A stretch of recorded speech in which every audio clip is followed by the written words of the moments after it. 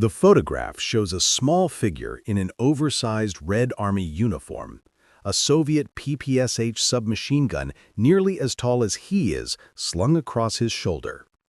The boy cannot be more than 12 years old, but his eyes hold the haunted look of someone who has seen combat.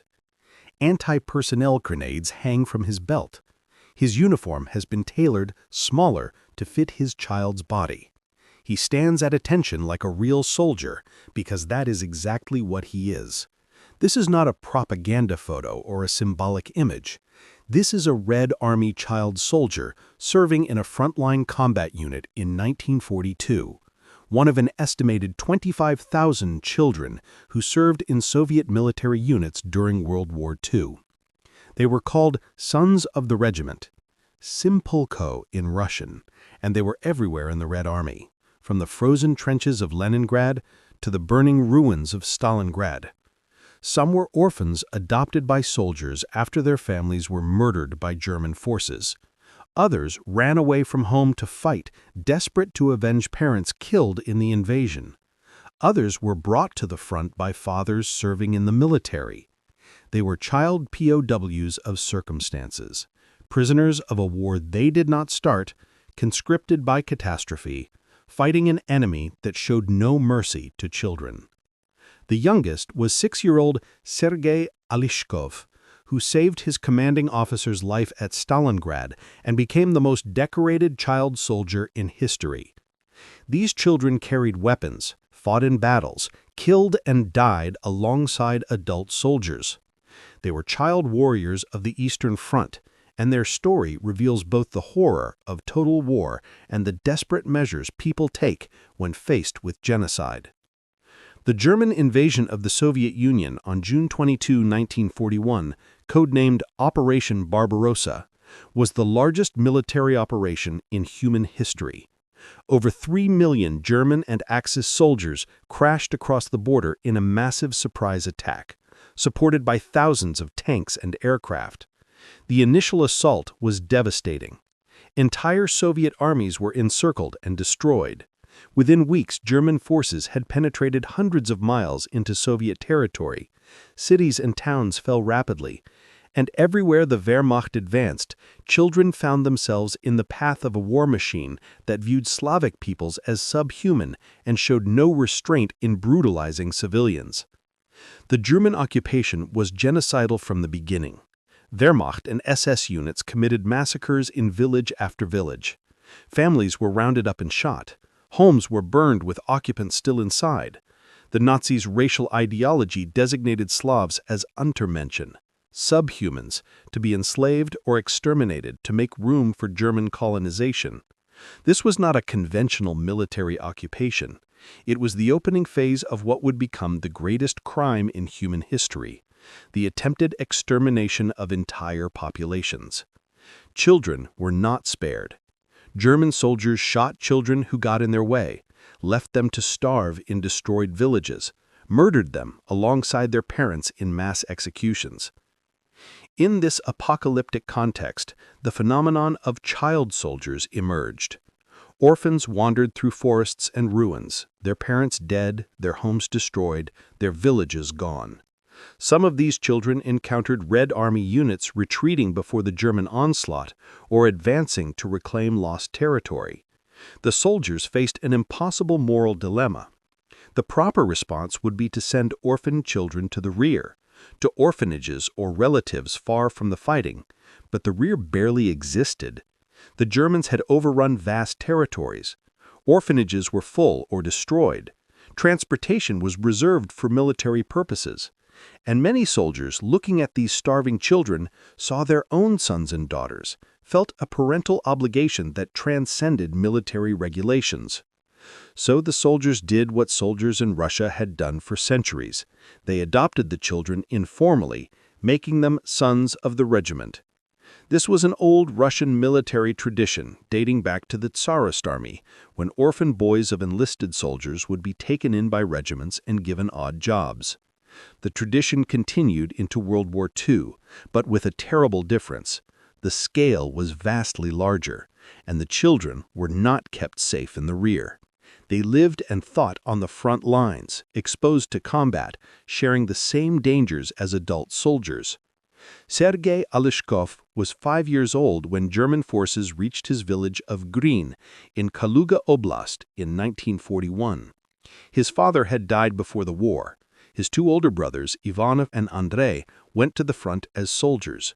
Sergei remained at home with his mother and younger brother Petya.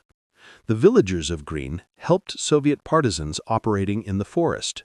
When German officers discovered this collaboration, they responded with savage reprisals. They executed many of the villagers, including Sergei's mother and younger brother Petya. Sergei, just 5 years old, managed to escape into the forest. He spent days or weeks alone, he could never remember how long, hiding from German patrols, eating whatever he could find, slowly starving. When Soviet reconnaissance scouts found him in August 1942 during fighting in the Kozelsk area, Sergei was so emaciated he could not walk or speak. He was wrapped in a sack made of horse skin and carried across the front line to the headquarters of a Soviet military unit. Mikhail Danilovich Vorobych, assistant commander of the 510th Guards Rifle Regiment, saw the starving child and was overwhelmed with pity and fury. Sergei was taken to the regimental infirmary where he slowly recovered. The soldiers tried to learn his name, but Sergei was so young and traumatized that he gave it incorrectly as Aleshkin instead of Aleshkov. When asked about his mother, he cried so hard that it took hours to calm him. The soldiers had seen terrible things during the war, but the sight of this traumatized 5-year-old affected them deeply. Commander Vorobych, who was unmarried and had no children, decided to adopt Sergei officially. On September 8, 1942, 6-year-old Sergei Aleshkov became a soldier in the Red Army officially, enrolled as a son of the regiment, with his adoptive father listed as his commanding officer. Sergei Aleshkov was the youngest known soldier of World War II, but he was not the only young child serving in Soviet military units. The tradition of Sons of the Regiment meant that preteens as young as 9 served alongside teenagers and adults. Most performed non-combat duties, carrying ammunition, delivering messages, helping in infirmaries, cooking, cleaning. But the boundaries between combat and non-combat roles blurred on the Eastern Front. A boy delivering messages might encounter German patrols. A child helping wounded soldiers might find himself under artillery bombardment. And some children, particularly teenagers, actively fought as snipers, scouts, and infantry soldiers. Vasily Kurka was a teenager when he joined the Red Army, though his exact age is uncertain. He may have been as young as 13 or 14. His superiors initially kept him in rear services, recognizing that he was underage. But Vasily Kurka was determined to fight. When he learned that soldiers were being recruited for sniper training, he convinced his commanding officers to give him a chance. It turned out that Vasily had extraordinary natural talent as a marksman. He could steady his breathing, control his heartbeat, calculate distance and wind with intuitive precision. He was assigned a Mosin Nagant rifle with telescopic sight and sent to the front as a sniper. Vasily Kurka became one of the most effective snipers in the Red Army despite his youth. He was promoted to junior lieutenant, given command of a sniper platoon, and eventually became an instructor at a sniper school, teaching older soldiers techniques he had mastered as a teenager. His confirmed kill count reached 179 enemy soldiers and officers, one of the highest sniper tallies in the Red Army. Fellow soldiers respected him not because of his age, but because of his skill and courage. In January 1945, during fighting in Poland, Vasily Kurka was killed in action. He was still a teenager, probably 15 or 16 years old. His war record listed him among the elite snipers of the Red Army, with no mention that he had been a child soldier for most of his service. Arkady Kamanin became a pilot at 14. His father, Nikolai Kamanin, was a famous Soviet aviator and hero of the Soviet Union who commanded the 5th Assault Aviation Corps. In April 1943, 14-year-old Arkady joined his father's unit, initially serving as a flight mechanic and navigator observer. But Arkady wanted to fly. He studied aviation manuals, observed pilots, practiced on ground simulators. After several months, he performed his first flight as pilot of a U-2 aircraft. Arkady Kamanin became the youngest Soviet pilot of World War II, flying over 400 combat sorties during the war.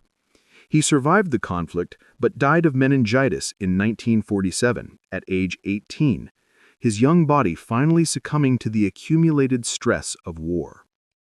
Andrei Gerasimov was 13 when his father was killed at the start of the war. During a bombing raid, his house was destroyed.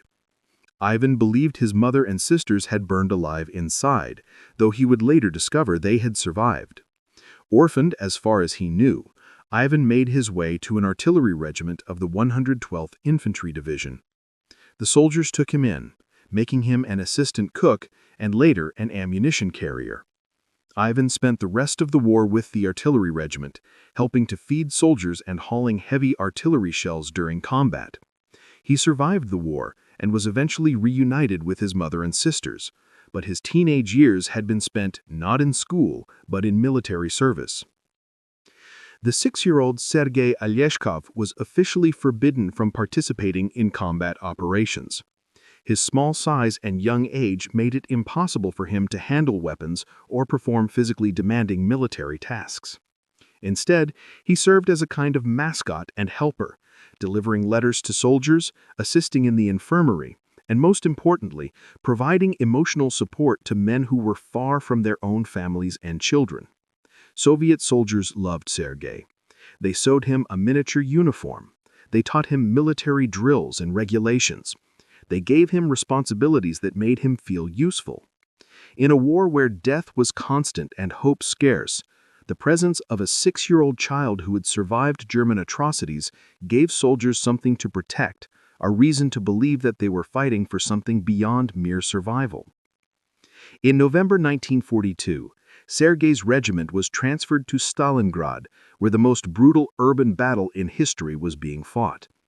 The 510th Guards Rifle Regiment was surrounded by German forces during intense fighting. During a German artillery bombardment, Commander Vorobyich, Sergei's adoptive father, was trapped when his dugout collapsed from the shelling. Sergei saw what happened and ran to the dugout. He began digging frantically with his small hands, trying to free his father. His hands bled from the effort, but he could not dig fast enough. The dugout was too deep, the debris too heavy for a 6-year-old. So Sergei did the only thing he could do. He ran through active artillery shelling to find soldiers from another regiment. He explained what had happened and led them back to the collapsed dugout. The soldiers dug out Commander Vorobyich, saving his life.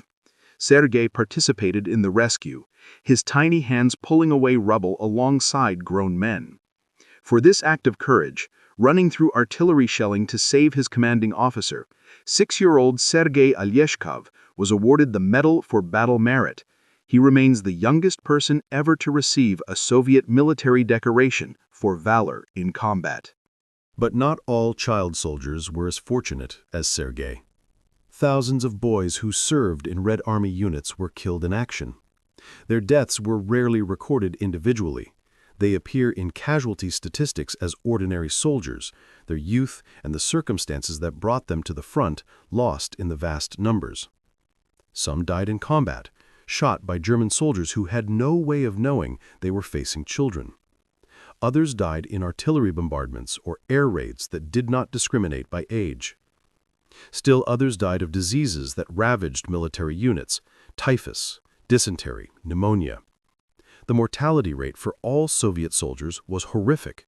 For children, who were physically weaker and more vulnerable to disease and malnutrition, survival odds were even worse.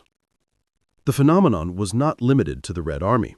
Tens of thousands of children served in Soviet partisan units operating behind German lines. Partisan warfare was even more brutal than conventional combat, characterized by ambushes, sabotage, reprisals, and the absence of any rules or protections. Children in partisan units performed many of the same roles as adults: reconnaissance, message delivery, sabotage operations. They were particularly valuable as scouts because Germans were less likely to suspect a child of espionage. A teenage boy or girl walking through a village might observe German troop movements without triggering suspicion. An adult doing the same thing would be arrested and shot. But partisans who were captured faced torture and execution regardless of age. The Germans showed no mercy to partisan fighters, and children received the same brutal treatment as adults.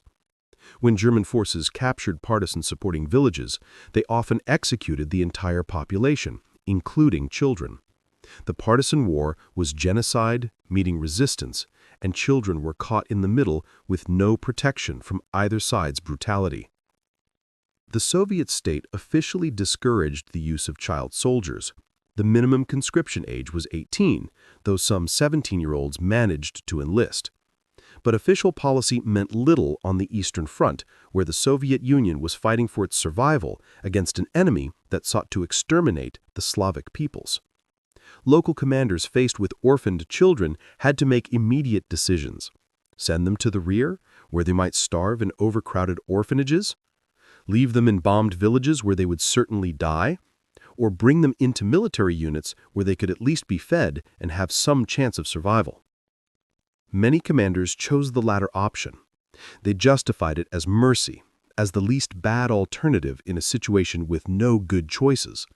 And to be fair, many sons of the regiment did survive the war, when they might have died as orphans in the ruins of their villages. But this justification has always been controversial.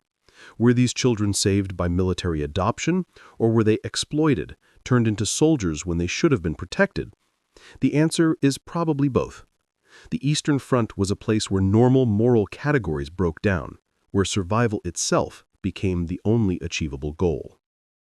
In 1944, 8-year-old Sergei Aleshkov was ordered by military commander Vasily Kurka to leave the front line and attend the Tula-Suvorov Military School, a boarding school for future officers. Sergei's war was over, but his military service continued through education. He studied at the military school, trained as a lawyer, and eventually became a legal professional in Soviet civilian life. He lived until 1990, dying at age 54, from health problems that may have been related to the trauma and malnutrition he experienced as a child soldier. In interviews before his death, Sergei spoke about his wartime experiences with a mixture of pride and sadness. He was proud of his medal, proud that he had saved his father's life, proud that he had served his country. But he also understood what had been taken from him: a normal childhood, years of development and growth that had been replaced by war and trauma.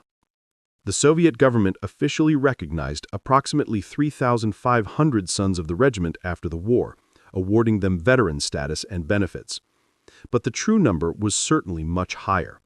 Many children who served in military units were never officially enrolled on regimental rosters.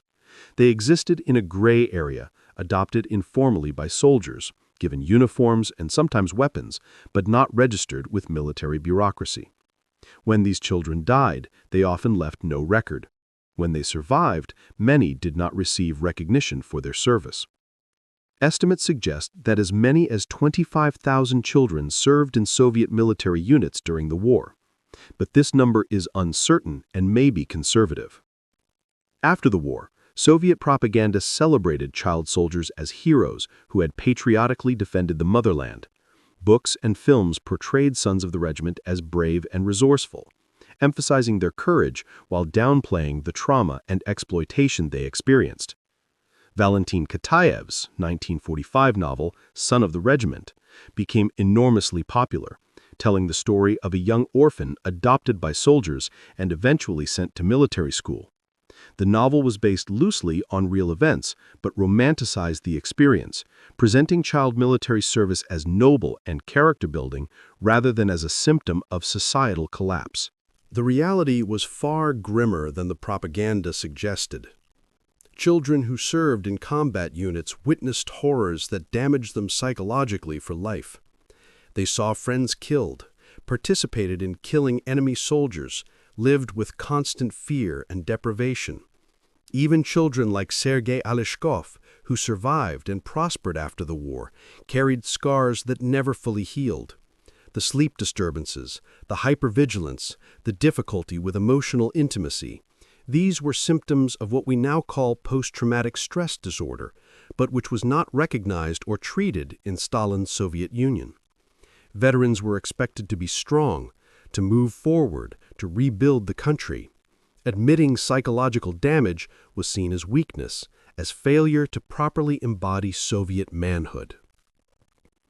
The phenomenon of child soldiers in the Soviet Union was enabled by several factors unique to the Eastern Front.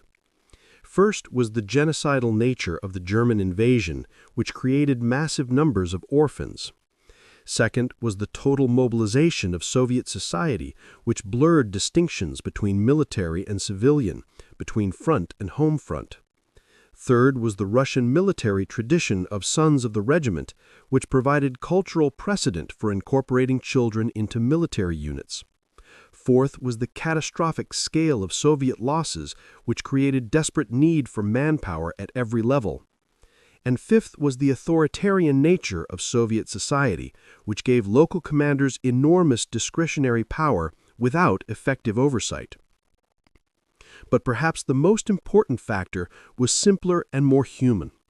Soldiers who saw orphan children starving in ruins made spontaneous decisions to help, acting on paternal instinct in situations where official channels did not exist or could not function. These were not calculated policy decisions, but emotional responses to intolerable circumstances. A soldier who found a 6-year-old boy alone in a forest, his family murdered, his village destroyed, faced a moral imperative that transcended military regulations. Bringing that child into the regiment, feeding him, clothing him, protecting him, this was an act of mercy, even if it technically violated rules against children in combat zones. Today, the use of child soldiers is recognized internationally as a war crime. The optional protocol to the Convention on the Rights of the Child, adopted in 2000, prohibits the recruitment of anyone under 18 into armed forces. Modern international law treats children as a protected class who must be shielded from combat, regardless of circumstances. But applying these standards retroactively to World War II creates uncomfortable questions. Were Soviet soldiers who adopted orphan children war criminals? Were the children victims or patriots? How do we judge decisions made in circumstances of genocide and total war that bear no resemblance to peacetime moral frameworks? The photographs of Soviet child soldiers that survive are haunting. A small boy in oversized uniform holding a PPSH submachine gun, a 12-year-old loading shells into an anti-aircraft gun, a teenage sniper with a telescopic rifle. These images force us to confront the reality that children fought and died in World War II not as tragic accidents, but as deliberate participants in military operations. They were given weapons, trained to use them, and sent into combat. Some killed enemy soldiers, some were killed themselves. They were child warriors of the Eastern Front, and their existence reveals truths about war that we would prefer not to acknowledge. The story of Stalin's boy soldiers is ultimately a story about the cost of total war. When societies mobilize every resource for survival, when the enemy practices genocide, when the choice is between fighting or extermination, normal protections for children collapse. The sons of the regiment were prisoners of war in the most literal sense, prisoners of a war that gave them no choice, that destroyed their families and homes and left them nowhere to go except forward with the soldiers who adopted them. They were 6-year-olds at Stalingrad, 13-year-olds with sniper rifles, 14-year-olds flying combat aircraft. They were children who should have been in school, playing with friends, growing up in safety. Instead, they were soldiers, fighters, killers, victims. They were Stalin's boy soldiers, child POWs of the Eastern Front, and their story deserves to be remembered alongside all the other stories of children destroyed by World War II.